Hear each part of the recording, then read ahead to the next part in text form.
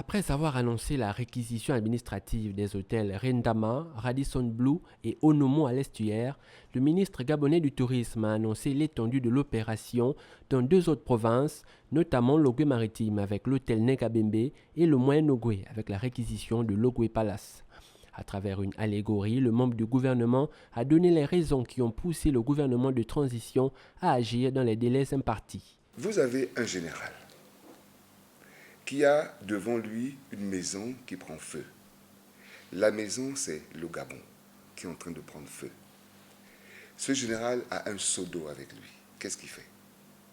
Il verse l'eau pour éteindre le feu.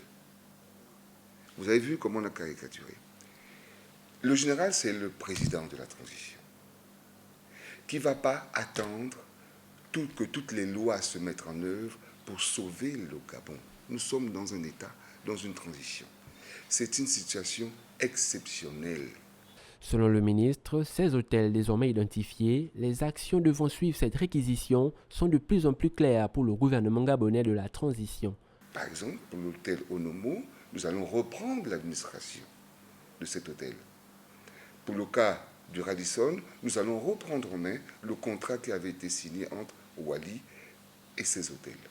Parce que derrière, il y a quand même des salariés qui attendent la suite et qui souffrent, qui sont parfois les plus impactés. Il faut régler cette situation.